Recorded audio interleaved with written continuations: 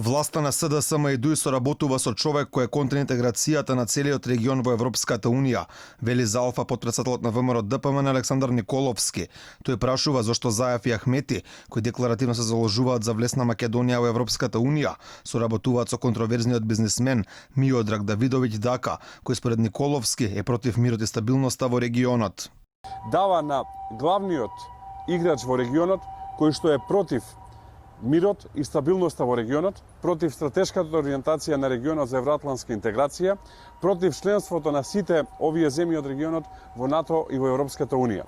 Значи на човек кој што се бори против стабилноста и против евроатлантската интеграција на регионот, власта на Ахмети и Заев дава 200 милиони евра бизнис. Инаку гласот на Давидовиќ се слуша во аудио разговори, кои тој самиот ги потврди. Во истите тој говореше дека имал средби со премиерот Заев и владиниот генсек Драги Рашковски. Во разговорите вели дека давал пари со цел да му бидат завршени одредени работи од страна на власта. Пред изборите слушнавме разговори кои што се објавија во јавност, во кои што контроверзниот црногорски бизнисмен Дака Давидовиќ кажува дека дал 300.000 евра мито и дека е спремен да даде уште 2000 квадрати и дополнителни 2 милиони евра мито доколку му се заврши работата.